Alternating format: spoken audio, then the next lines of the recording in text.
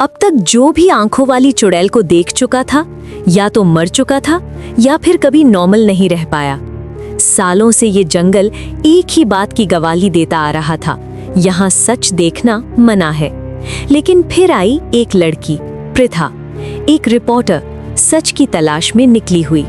पृथा ने सिर्फ कहानी नहीं सुनी थी, उसने रिकॉर्ड्स पढ़े थे, लापता लोगों की फाइल्स, पुरानी फोटोज और जंगल के बीच की वो जली हुई कोठी। लोगों ने उसे रोका, बेटा, जो उस जंगल को देख लेता है वो जिंदा रहकर भी मर जाता है। पर पृथा रुकी नहीं, क्योंकि वो डर नहीं, सच ढूंढने आई थी। एक पुरानी सरकारी फाइल में लिखा था, 1910 में इस गांव में एक औरत रहती थी, रुक्मिनी। वो चुड़ैल नहीं थी, उसके पास एक शक्ति थी।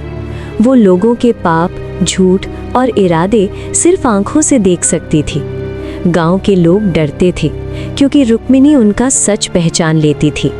इसलिए गांव के लोगों ने मिलके उसको चुड़ैल बोलकर उसकी आंखें जला दी और उसे जिंदा जंगल में दफना दिया गया। मरते वक्त रुक्मिनी ने बद्दुआ नहीं दी, उसका दर्द ही श्राप बन गया। और तब से हर आंख जो उस चुड़ैल के चेहरे पर उगती रही, वो किसी न किसी सच की याद थी। फाइल के आखिरी पन्ने पर लिखा था, जब तक कोई उसे देखेगा वो जिंदा रहेगी, पर जो उसे बिना डर आंखें ना झपकाकर देख लेगा वही उसका अंत बनेगा। यानी डर से आंख बंद करना ही उसकी ताकत थी। रात के 12 बजे पृथा जंगल में खड़ी थी, कैमरा ऑन। कुछ देर के बाद आंखों वाली चुड़ैल सामने आई। उसके हर आंख में दर्द, गुस्सा और सच।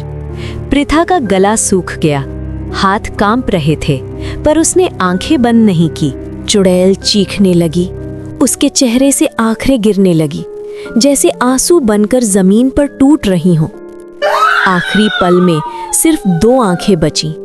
चुड़ैल ने पृथा को देखा और धीरे से कहा, अब तुम मेरी जगह लोगी। अगली सुबह जंगल बिल्कुल शांत, चुड़ैल गायब। पृथा कहीं नहीं मिली, सिर्फ उसकी कैमरा मिली। वीडियो रिकॉर्ड हो चुकी होती है। लोग जब वीडियो देखते हैं, एंड में सिर्फ एक लाइन लिखी होती है, सच देखने की हिम्मत हर किसी में नहीं होती।